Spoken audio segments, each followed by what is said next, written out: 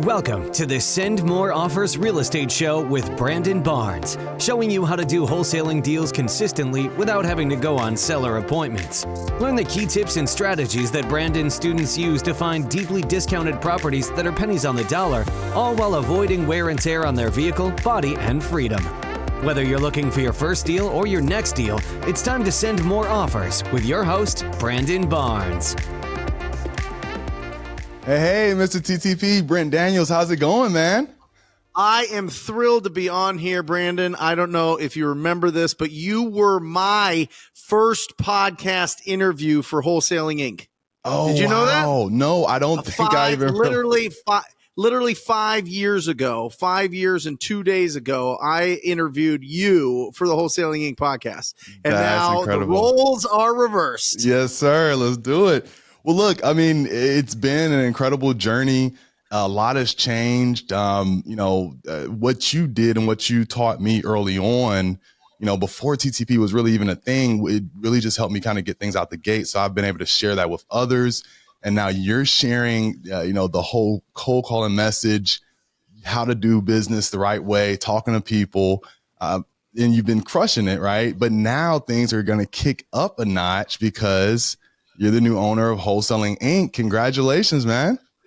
It is an absolute thrill. Tom Kroll will always be the head rhino in my mind and in my heart, but it is an absolute honor to be in his shoes. So it's incredible, and we will do our best to give as much as we possibly can to the Wholesaling Inc. tribe, the Rhino tribe. I'm just absolutely thrilled. We both grew up in it, right, Brandon? Yeah. I mean, that's where really we were able to get our feet wet and really start getting some deals under our belt. And it was really the first community I had as a real estate investor where like everything started to change. Like 2017, things really started to change where it wasn't just a bunch of old grumpy dudes that were real estate investors kind of keeping all their secrets in. Right. All of a sudden things started to leak out, and then all of a sudden you see the explosion in incredible young talent, incredible young entrepreneurs throughout the whole country. And it's been wild to watch, and I love it, and excited to pour into the new class of real estate wholesalers and investors that are coming our way. Yeah, it's going to be amazing. And we're going to talk a lot. I mean, we're going to get into kind of how Wholesaling Inc.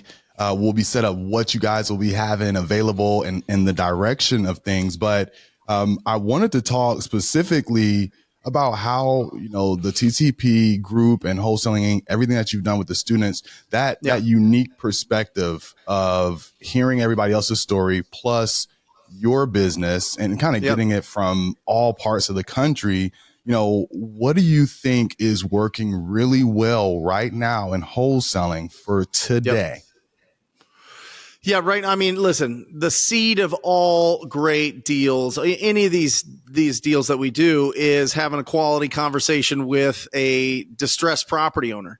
And we're going to see more and more as we're entering the back part of 2022, we're going to see that it's a lot easier to work with the sellers and a lot harder to work with the buyers from a wholesaling perspective. On the same sense, for if you're flipping properties, you're going to find great opportunities, but the buyers are going to be more choosy. There's going to be more options, even from a retail perspective. So you're seeing the shift to a more normal market, even a buyer's market in certain areas. But I think that that's pretty typical. So what do I see right now? I see the old tried and true, Brandon. I see if you are reaching out to real estate agents and talking to them about their listings that are sitting on the market, you can get some phenomenal deals, especially if they're run down. I'm telling everybody listening right now, if you go on Zillow and you see that a property is, you do the little filter and it's a property that's been on the market over 30, 60, 90 days and it needs renovation, you can go in and you can legitimately give them a 30 to 50% offer on the price that they're asking right now, and you're going to start getting some deals. You're going to start getting some phenomenal deals because the fact is a lot of those owners have monthly payments on it, or they have some code violations that are kind of stacking up. It's costing them more money, and you can't just throw anything on the market right now and get it sold. So it's a great time to go out and find deals. Now, the flip side of that, you have to really, really, really understand what the the buyers are looking for. You got to get real tight in the areas that are really popular, where there's a lot of economics behind the areas, because I see out on the outskirts in the rural areas, it's getting real tough to move properties. Where there's a lot of jobs and economy, that's where people are still buying right now, but you have to be really, really, really strong with your prices. Yeah, no, I love that. And some of the advice that I think you've been giving lately is really great. And it kind of changed my perspective on, what is like good activity to continue to do, especially as you're coming into the game. Early on, it was all about, talking to 100 homeowners, right? But now I've heard you talk about, talk to some homeowners, talk to some agents, and also other JV partners. Is working with agents and trying to get pocket listings and referrals and JV deals. Is that something that's working in your business and in others that you're working with? I'm going straight on the market, Brandon. I am literally calling them all up, and every single agent that I'm talking to is saying the same thing. Well, we have multiple offers. And I go, okay, great. What's the highest offer that you have? And they go, well, it's, at this price. Let's say that it's listed for $230. They go, well, I got a $210 offer, or I got a $190 offer. And I said, is that one of those automatic offers that investors are just sending into you to try to lock up, and then they'll get into the property and then they'll beat you up on price? Like, what is happening? Why don't you accept those offers? And they're like, yeah, they're not like real offers. I've been telling my seller that, but they're not really willing to take, a real big price cut. And I'm like, well, it's just a matter of time, right? Because here's the thing, the real estate agents don't get paid unless they sell these properties. Right. So they're actually on your team, right? Even though they represent the seller, they're on your team to try to get the goal of the seller is to sell this property for as much as possible. Well, the fact is, for the first time, Brandon, in 7 years, for the first time, we're realizing it's not the market, it's not interest rates, it's not appraisers, it's not sellers, it's not listing agents or real estate agents that determine the value of property. It is a ready, willing, and able buyer. And this is the time that people make fortunes, because ready, willing, and able buyers are a lot of them are sitting on the sideline. So if you go and attack it, you're going to get the best deals that we've seen in the last decade, easily. Love it. Love it. Love it. And that's an amazing advice for anybody. There are deals on market, and then also, again, networking and speaking to other agents. Can I give you, let me give you one example here, Brandon. So just for my YouTube channel, right? I just started calling agents and putting it on speakerphone, right? And I'm just going after it, right? Yeah. And there was a property originally listed at $334,000, right? It's now down at $240,000. I offered them $150,000. They said, no, I've got an offer at $180,000. They're going to take that offer. I got an email Friday that said, hey, you know what? They will take your $150,000 offer. I was celebrating the purchase of Wholesaling Inc. I had Ryan, my acquisition manager, call, and Ryan offered her $125,000. So we're now going at a property that was listed at $335,000 down to $240,000. We're offering $125,000, and they are strongly considering it. I should find out. I might get a text message while we're on here on this deal. I'm serious. And so I think that there's a lot of opportunities there to shoot fish in a barrel. You're going to run out of that. You asked the question, what's working right now? That's working right now, but also just going direct to the property owners, going back into any old leads that you had, and really educating them on where the market is right now, where the power is right now, and it's with the buyers. And if they don't understand that, they're going to have to hold on to these properties for 3-5 years, and that's the truth. Because we're not going to see these interest rates. We're not going to see this big boom again for at least 2 years. And it'll take a while to start, ratcheting back up again. So, I mean, these property owners either have to be able to have the budget to hold these properties for the next few years, or they better make a decision right now, because the market is a falling knife. They're going to catch it at some point, and it's going to hurt either way, but they got to catch it at some point. So they can catch it now, or they can catch it in a couple years where it's going to be even further. The prices are going to be even lower. And it just depends on when they want to get rid of that property. So those are the conversations we're having. And of course, Brandon, we're going for driving for dollars. We're going for the ugliest houses on the street. We're calling them up. We're having quality conversations, and we're seeing if they're ready to get rid of this property right now. And that's it. It's just a numbers game from there. Yeah, I love it. And so, look, we always talk about making sure that when somebody's going out and vetting a mentor, right, or getting into a coaching program, make sure that coach, that mentor is actively doing deals. And you clearly are, right? What does your team kind of evolve to now? Because I know early on it was getting American, US-based cold callers. Are you now still doing that? What does it look like? And then what do the rest of the team look like as well? Yeah, so there is a company called Motivated Sellers, and they hire expatriates, right? American citizens that live abroad for calling, right? To call property owners. And so I've worked with this company for 5 years. I've had Fran for 4 years. So far this year, she's brought in just over $600,000 in gross income from one phone prospector. Boom. Right, that's how good. Yeah, thank you. That's how good she. I love that, Brandon. No, but that's how good she is. I mean, awesome. If I had 10 of her, I would, be on a boat somewhere. But there's just no. So we still have our phone I've got 2 phone prospectors. I've got 2 people that send out text messages. And then I believe with a junior acquisition manager and an acquisition manager, you can do $2 million in business. Okay. $2 million gross in business. With the junior acquisition manager doing a lot of the heavy lifting on the lead follow-up until it's a hot lead. And we define a hot lead as somebody that's going to sign a contract in the next week or 2 with somebody. They've made that decision. And then it goes to Ryan, my acquisition manager, who is just incredible at closing. And he goes and gets the contract signed. And then from there, I have a lead manager and a disposition manager. So I have 4 main people here in Phoenix with me. And then I have 4 people that are kind of hunting for the opportunities. Love it. Good stuff. And, for some of the folks that don't know, look, when you started, you were a real estate agent. Like, I've heard the story, and I'm sure you shared it. But for the folks that don't know, just very briefly, talk about kind of that transition. And then I'm going to ask, would you suggest to other folks that are getting into this business to also get their license? So give a little bit about that background story, and then talk about if that should be something that people should be considering. Yeah, listen, I got a real estate license in 2004, right? And so, I mean, the internet was around, but it wasn't like the internet now. Let's be honest, okay? So there just wasn't, like, Zillow wasn't even out until like 2007 or 8, right? So I didn't know about wholesaling. I didn't know about flipping. I didn't know about holding property. Like, I knew in theory, but there was not a lot of instruction out there that it was like, here's your action items, go do this and you're going to be successful.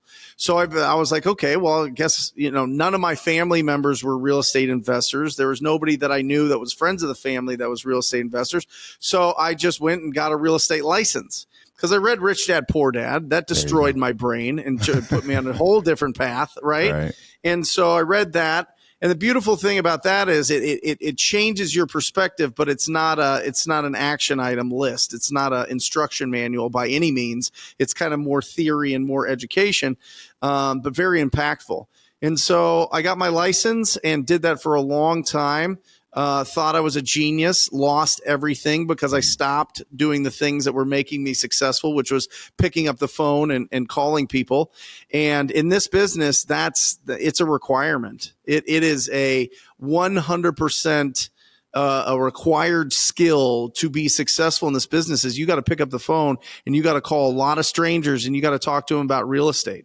Just if you leverage that, if you try to leverage that too easy by hiring people to do that too fast, your business is going to be a roller coaster. And when market shifts change, all of a sudden, all of that momentum that you had is gone in an instant. And it is the worst feeling ever. I've been through it.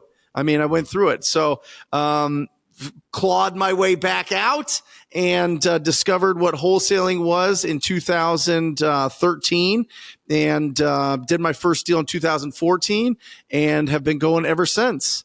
and it's been phenomenal. I mean, it's literally changed my life.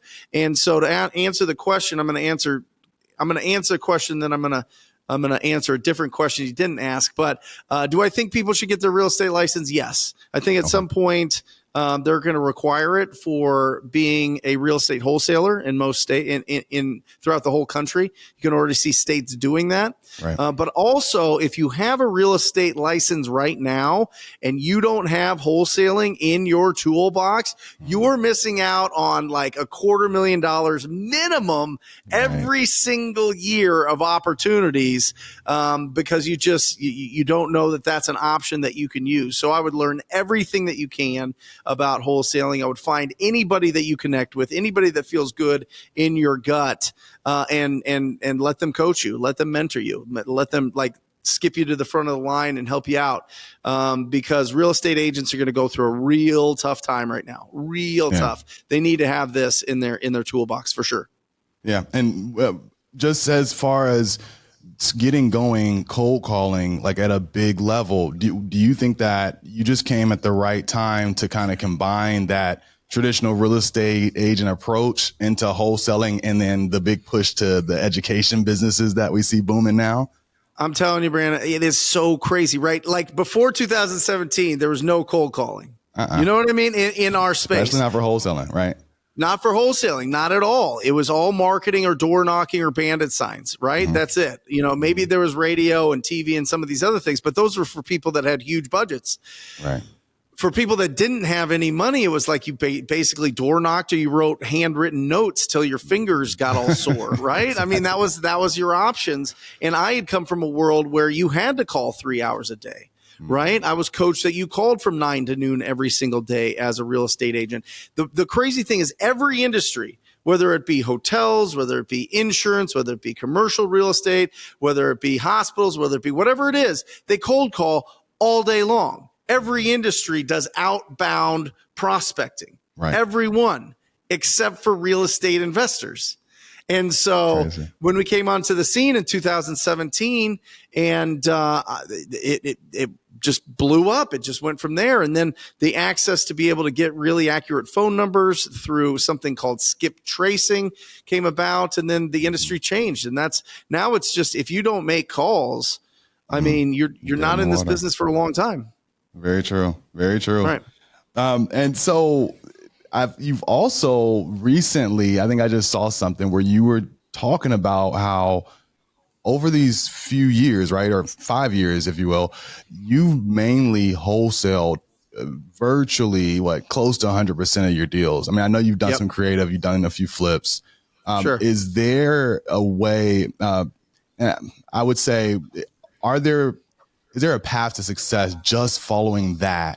Or should folks continue to listen to Sub2 community and everything else?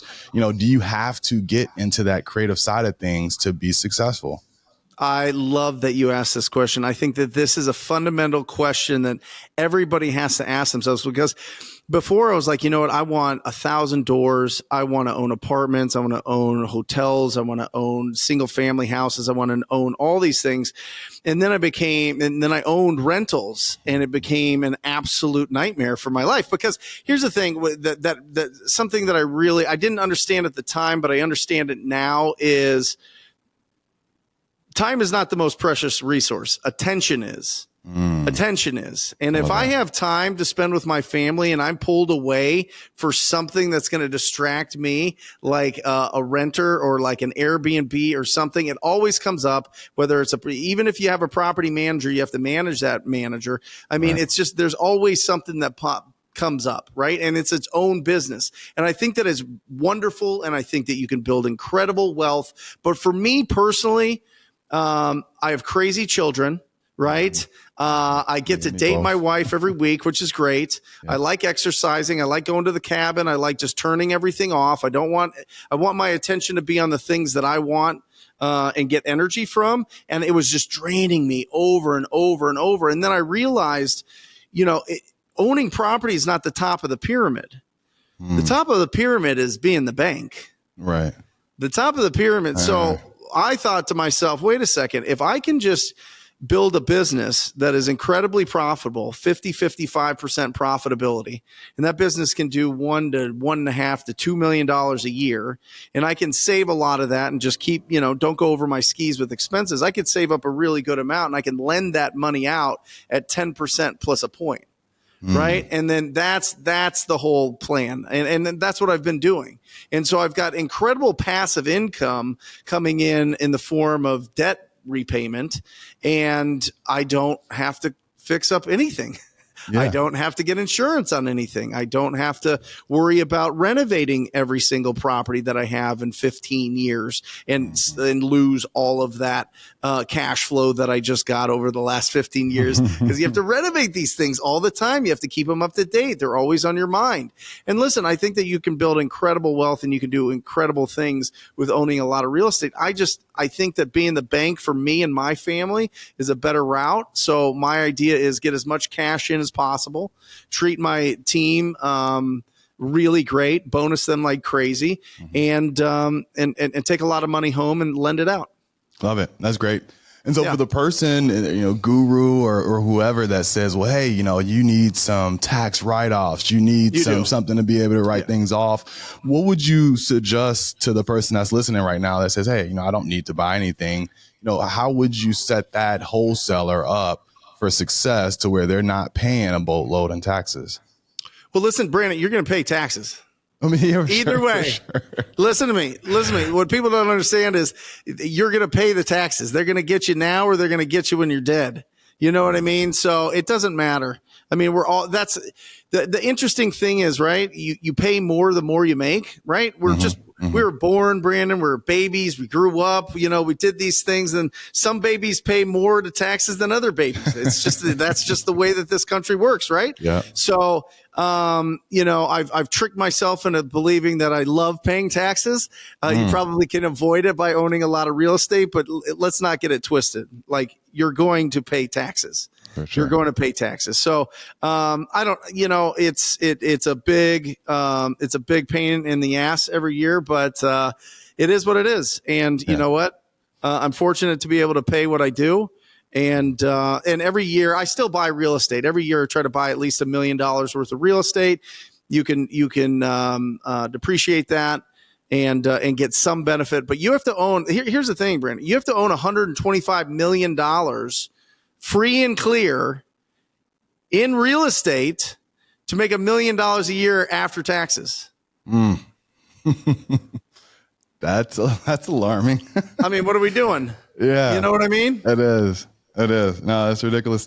So as far as sorry, that's at 20%. You have to own 30 million in real estate. That's it. 30 million free and clear in real estate to get $1 million. I had my wealth advisor break it all down to me. I was like, how much to get $1 million a year passively after taxes? And it's like $33 million or $30 million or something in real estate. That's wild. Yeah. So, I mean, you talked about the holding rentals, but I'm sure that you still every once in a while take down a property to flip, right? Yeah. How are you deciding with your team? Do you have your acquisition manager give them full control of identifying those opportunities, or is there a certain formula that you look for and you say, hey, that's a deal that we should get the most out of it by rehabbing? No, we'll wholesale it all. I mean, if I have to, Brandon, I'll do a flip, but I don't want to. And if I do, I partner with Luke Rotvold, who you met he has a company called the Viking Boys, and they do incredible remodels. So I split it with him. They get 30% of the profits. We get 70%. They run the whole thing. They get their crews in there. They do design. They do everything. I just put money in the account and they fix it up for us. Love it. But it's a great, listen, I've flipped 100 properties myself. I mean, I've been there. It is something that is wildly rewarding once you go past a house that you fixed up that used to be really terrible looking, and you like have pride in it. But it's not enough for me to like focus. I think in this business, if you don't focus, you get pulled in every direction. And really there's three main directions, right? Wholesale, flip, or buy and hold, right? And those are three different businesses. Yes, sir. Don't get it wrong. That is 3 different businesses, and it just depends on which one you want to grow and how much time and attention you want to put into it. If you think that you can just go in and set up shop and within 18 months or 2 years have each one of those running without you, you're completely wrong. Mm-hmm. There's too much shifting in the market. Yeah, you get caught. Yep. Get that business up and running, almost without you before wanting to go and be the next Donald Trump of, holding real estate or, one of these guys you see on HGTV. But when you brought up Luke, that kind of jogged my memory about a question I wanted to ask you with partnering with other businesses. Now, I know some folks and I think Luke actually does this, where he does the acquisitions, him and his team on their wholesale deals, but they partner with a dispo house, somebody that just focuses on dispositions to sell their deals, and they do some type of split on the back end, with attention being, the most important thing. Would you suggest to some of your students and some of the folks that are listening right now that they should consider an option like this as far as letting somebody else sell some of their deals? Yeah. I mean, when you're starting, you have to get income coming in, right? Mm-hmm. You're running off of faith for so long, for like that first, 3-6 months of not doing deals, but putting in a lot of effort and really going after these opportunities. And you really need somebody to help you out to make sure that you are, you're locking up these deals at the right price. Essentially, when you're getting started, it's deal or no deal. And that's like the biggest, scariest thing. Is this a deal or not a deal? Yeah. And if you just go into it and you just lock up everything, you're not really confident. When you're not really confident, you can really affect the seller, by locking up their property and not being able to sell it. And they might be in a situation where they have to sell it and you do them a huge disservice. So my suggestion is squat up with somebody in your marketplace that's going to help you out. Seriously, squat up and learn from them and understand how they comped it and understand the way that they value things and understand what their buyers are telling them. And then eventually, at some point, you're going to want to build up your cash buyer database for sure. But when you're getting started, build the momentum. Literally use this beautiful rectangle that we all have, this phone right here, which is a portal to, whatever fortune you want, and just call up as many people that own ugly houses as possible and match them up with the people that know how to sell those properties. And they'll help you with the comps, and they'll help you be able to actually earn income from it. Well, I might have to split it with them 50-50. It's better than nothing. Right. You know what I mean? Right. Maybe you could go and lock up just a smoking hot deal and you understand, but maybe it's not. Maybe there's something going on with that property that every other investor has already seen. And so I think it's really important to squat up in the beginning. And when you do that, you build really great relationships. And when you do that, that opens up all the other opportunities and all the other seats at the table of masterminds or connections or meetups that you could ever want. And that's way more valuable than half of a deal, just keeping it to yourself. Right. Right. No, that's great advice. And I'm glad that we got to that, because that's also something that I share here locally, especially early on. You do these deals and then allow those deals to almost help you build your buyers list, right? Because you can put out bandit signs and say you got a smoking hot 3-2, call this number if interested, and then let that deal help you build that buyers list. But if I think back, you were one of the first people that put out like, hey, you guys should maybe consider swapping buyers list. And let me tell you what, I went from 1,500 to like 15,000 in a few months, maybe, because I had a lot of good connections, just being in the city and networking and going to events. That was huge for me. And I know some people haven't had as much success. Maybe they've gotten kind of an issue by throwing them all into a email provider and they got shut down. But if you do it the right way and you ask people to opt in, it could be a really useful tip. Is that something that you would still suggest? And as a second to that, how are you and your team building your buyers list currently? Yeah, that's exactly right. I mean, we went from like 100 buyers to like 10,000 in 6 months by just swapping up. You find somebody that has 100, you trade with them. And now you have 200. Now you find somebody that has 200, and then it just compounds and compounds and compounds. And then you're able to reach out to all these buyers and have a conversation with them. And I think, before, you were able to just send out messages to everybody and get your deal sold. Now you need to call them. Now you got to establish relationships. Now you got to see who's on the sidelines and who's actually out there, and really understand what their buy box is. To make that a powerful strategy. And then now what we're just doing is we scrape every cash buyer. We have, Brandon, we have Audantic, right? And so they do really solid, they're like data scientists, and they have a buyer's like tracker thing that shows you every buyer that buys. And then we just get their phone numbers and reach out to them. That's really been beneficial. And we have a VA that does all that for us. And that's how we build it. Well, look, I wanted to give you your flowers, because I think I heard that from you first, and it really helped me out, because these days I can work with others that are here in Atlanta and sell their deals very easily, because we've went back and done the work of reaching out to them and engaging them directly and building that up. So you're 100% right. You have to do a little bit more than just shooting out emails these days. Well, Brent, I know you're out here crushing it, right? I know your team is still rocking and rolling. Can you think of a recent deal that was just kind of blew you away, or had a crazy story with it? Tell me about some deals out there in Phoenix. Yeah. So Chad is our junior acquisition manager, and once a lead comes in from our cold caller or texter, he starts building the rapport and relationship and really figuring out the rest of the 4 pillars of pre-qualifying, right? And if you allow me, Brandon, I'll go through that. So every time that you have a conversation with a property owner, you're looking for 4 things, right? You're looking for the condition of the property, their timeline to sell that property, their motivation, or what is their problem, and their price. So that's like the skeleton of every conversation. So if you've never had a conversation with a property owner, those are the 4 things you should write down to find out. Right. And I would do them in that order, because it makes it a lot easier. People will talk about the condition of their property before they start talking about their emotions or their financial troubles. Right. So we're going through all that. He's talking to one of our leads, and this woman had a mailing address in Arkansas. So he says, "Do you still live in Arkansas? You've got this property here in Phoenix." And she said, "Yeah, I do." And he goes, "I was actually born." And by Brandon, there is like 800 people in this town in Arkansas. Somehow my junior acquisition manager, who we found on LinkedIn because he was door knocking, trying to sell solar during COVID. Okay. Oh my goodness.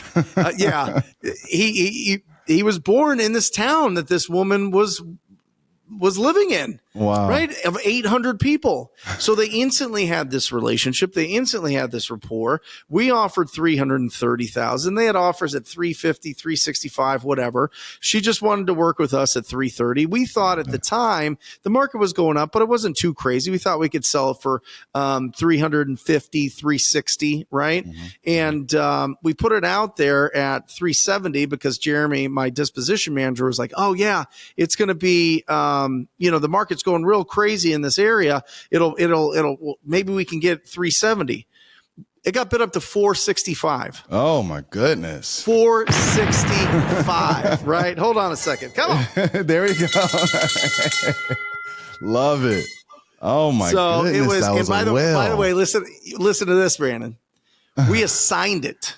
We didn't double close it. We didn't do any of that. We assigned it on the assignment agreement. It had $135,000. Oh my All right, goodness. that's how confident we were, right? Jeez, that is monster. So it was just, we had the wind at our backs with the market. It just went absolutely crazy. That's not typical by any means. But when you close a deal, I say this a lot, but when you close a deal over 50,000, it breaks your brain It really breaks your brain when you get 50,000 wired, or you get a check for over $50,000, and you look at that thing off of one initial conversation that you had with a property owner. I mean, Brent, it just changes you. It changes the way that you view money. It's the way that it changes the way that you look at this business. And then the next one is when you do over a 6-figure deal. Oh man, you get goosebumps. You're just like on fire. Like you're just like, oh, I could run through any wall that any man has ever made. Let's go. Right. So it's just so exciting. So I encourage everybody out there to get a massive deal of 50K or more, and then really push it to 100K. And then you start thinking about $1 million deals and all these other things. Haven't done that yet, but it's in the cards for sure. Well, look, I mean, it's all about talking to people, as you always say, right? And making that connection, and just by chance, I happen to have that instant rapport. But one other thing that you've said that I swear is true, and you guys, you could look in my books. If you're talking to people consistently, then every quarter you can almost expect a monster deal. And we've had it, like literally. I mean, for us, I mean, it had been about a quarter. We had some amazing quarters where we got a few of those, right? But if you're talking to people consistently, you can expect, a monster deal, periodically. I love it. And just to let everybody know, it takes 200 conversations to get a deal. If you're calling ugly houses and it's you, and listen, people can hire VAs, people can hire very talented people. I'm just telling you, they're not going to be as good as you at getting these deals. They're just not, because you're going to have more. You're going to have the instincts to know that this is a good deal. 200 people, which takes about 20 hours if you're using a dialer. So you look at that and you go 20 hours to do a deal, and the average deal is like 15,000. Let's say the average deal is 10,000. Right? And you go for 20 hours, we're talking about you're getting paid $500 an hour. If I were to stand behind you with crispy $100 bills and give you $500 every hour that you made calls, I would have to tear every single person off of the phone every day. You try to put in 100 hours. And that's the reality of it. That's the numbers. I've been doing this for 5 years. I've been coaching for 5 years, thousands of people. I've gotten a ton of I've done probably 300 podcasts of the same thing, talking about it. All starts with that initial conversation. And you just got to be brave, and you have to have the courage, and you have to be able to do it for a consistent 90 days. And that's really the difference between the people that make it on the other side and the people that just kind of dabble. Some people must have this. Some people must not have an average life. Some people must not work at their jobs anymore. Some people must be the magnet to change their family tree financially and change everything within their group financially. And other people want it. And the people that want it might do a deal here and there, but they don't last. The people that it must happen that last. And you just, it's literally right here. It's literally picking up the phone, making calls, and having quality conversations with distressed property owners. You can't lose. Nobody can tell me that I made 15 hours of calls consistently for 90 days and they didn't do a deal and then didn't make $100,000 that same year. Right. Nobody, not a single person. Big facts. Look, I used to live by your breakdown of, how many hours it took to kind of get a deal, and then what you can expect from your cold callers as far as, how many leads they should get you within 1 hour dialing. How many conversations, and then how many leads it took to get a deal. Have those numbers changed? Do you have an update to that? Because I know we've seen our leads per hour dial kind of change with a lot of more people calling. Sure. From your perspective, what does that look like? Kind of an hour dialed, how many conversations, how many leads? Yeah, you used to get a lead an hour. Mm-hmm. Now it's like a lead every 2 hours. But Brandon, I'm telling you, it's going to be 2 leads an hour real soon. We're going to go. It's going to be so much easier to get incredible deals. It's just, do you have an exit strategy for it? Do you have buyers for it if you're wholesaling? And because the sellers are not going to have an option. The sellers of ugly properties are not going to have an option. They're going to have to fire sell these things for nothing, for 25, 30%. Yeah. What do you think the catalyst is going to be? Just like time, like foreclosures, something's going to catch up? Yeah. I mean, listen, all the cash buyers, have scampered away like cockroaches. So the 10% that are left in major markets like Atlanta and Phoenix are looking for incredible deals because they see that the market is dipping by 5% every month.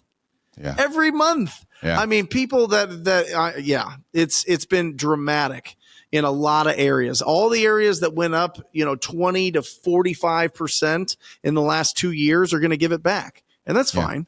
That's normal. But the people that are locked into those prices, the flippers that are locked into those prices are going to take some losses, and they're not going to be happy to go back in and do it again. So there's not going to be as many buyers, which means that it's a buyer's market. There's going to be more sellers than there are buyers.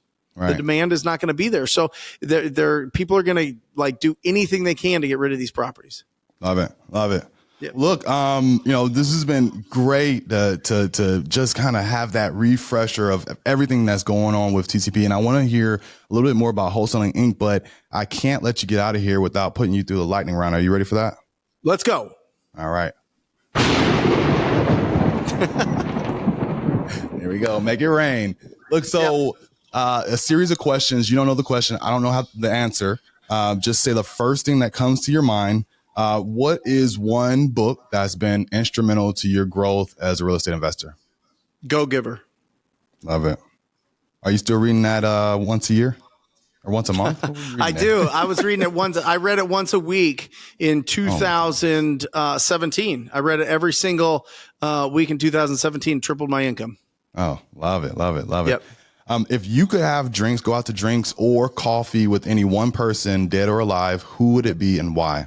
Charles Barkley. He's hilarious. Yes. Great answer. And mic drop. That would be hilarious. That guy's going to go hard. Yes. We would have a ball. We would have a party. Definitely going for drinks, not coffee with Charles. Yeah, that's for sure. Right. Charles. Yes. Love it. What is one mistake that you've made on a deal or in business as a whole that, given a chance to do over again, you would take that chance?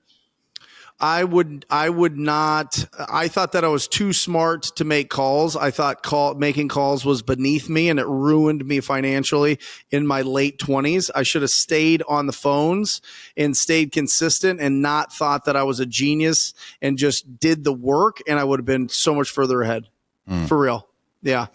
Love it. What is the financial goal that you have set for your wholesale business for this calendar year? $2 million. Love it.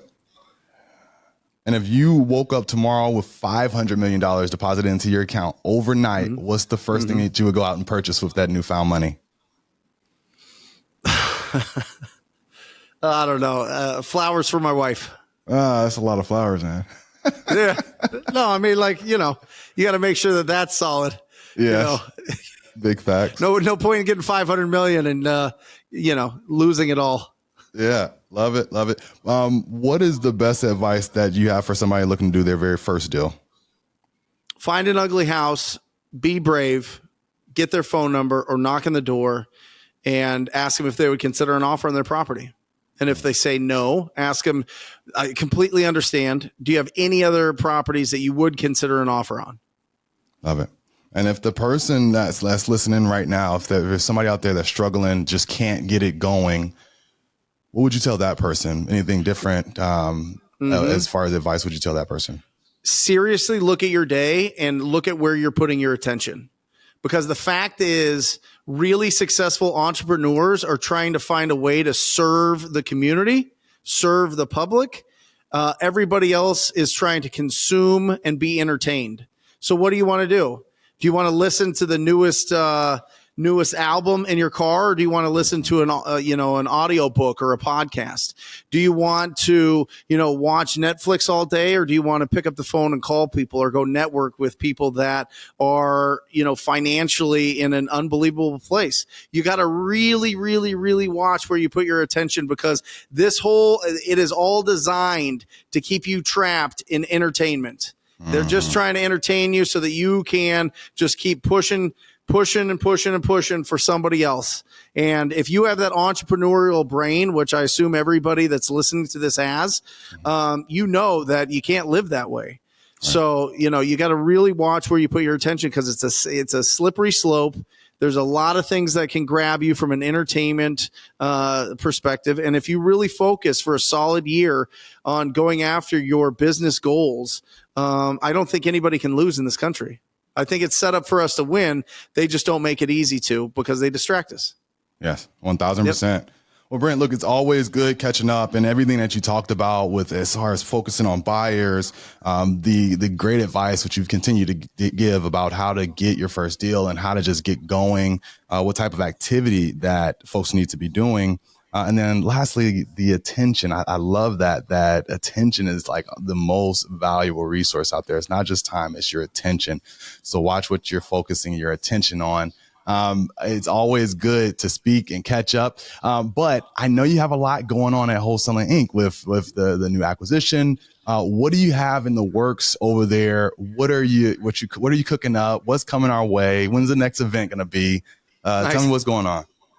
Well, listen, we're just, we're really getting the podcast back to the glory days. So check out Wholesaling Inc.'s podcast. It's phenomenal. We go live answering a lot of questions throughout the week on Mondays and Wednesdays on my YouTube channel, Brent Daniels YouTube channel. So check that out. And there's a ton of resources at TTP, like Talk to People, Insider.com. And you can check all that stuff out. And by the way, Brett, it was 27. I have it written here: 27 million free and clear to make $1 million after taxes in real estate. The 125 was if you were to put that as a down payment. That's how much it would be. But 27 million either way is how much you would have to save up or put into property to get $1 million net after taxes every year. And if you had $27 million, I mean, how much could you put into your business and make $27 million? You know what I mean? You could make that money in your business so much easier. And you could pull yourself out of the business at some point and get it passively. So passive income's where it's at. Robert Kiyosaki, right? I encourage everybody to find their path. Specifically with that, were you talking about the rental income from those properties? Yes. Okay. And it's kind of on an rental average income base. Yeah, rent minus expenses, vacancy rates, all that. They put this whole calculation for me together, and then they said, "Okay, here's what you would hit. This is your tax. This is how much you'd get taxed, and this is how much you would make a month if you own 27 million free and clear and got rent from those properties." Got it. Yeah, because I think a lot of people forget about all the additional costs and stuff that come out of that. Money and income, and then the taxes as well. So, focus your attention in the places that matters. And I love what you said, building a business that cash flows like crazy, be in the bank. There's other ways that you can make a lot of money, and do this business at a high level. And Brent, you laid it all out. One last thing, where can people go to follow you? Where do you want people to go and check you out? YouTube would be great, guys. I mean, you could see me on Instagram, and that's kind of, pretty cool what we do there. But the YouTube channel is really just, I think that's the way that we can interact. If people, Brad, Tom Kroll told me early on, they either turn you up or they turn you off. Oh. If they turned me off, then we're not here. But if you turn me up and you want to get into my world a little bit and into our world at Wholesaling Inc., check us out on the YouTube channel, Brent Daniels YouTube channel. Every Wednesday we go live in the morning for 2 hours. Then Mondays we do the Wholesale Hotline with Pace Morby and Jamil Damji at 5 o'clock Pacific time. Love it. And it's always great, guys. And if you like content, if you love content just like this, guys, we're putting together a lot of great information that you can visit at sendmoreoffers.com. I would love for you to sign up there for our newsletter as well. And you'll be receiving a lot of this great content, actionable steps on how you can go out and build your business and implement things right now to make more money doing deals. Guys, so as always, look, go out there, send more offers, do more deals. Brent, this has been great. I appreciate you, bro. I can't wait to see you in a few weeks. Till then, peace. Yeah, sendmoreoffers.com. Let's go. That's all for this episode of the Send More Offers Real Estate Show with Brandon Barnes. But we know you're craving more knowledge to get yourself ready for that next deal. To schedule a call with Brandon to learn more about how to do deals consistently without seller appointments in a repeatable way, be sure to visit us at sendmoreoffers.com. And be sure to tune in for the next episode of the Send More Offers Real Estate Show.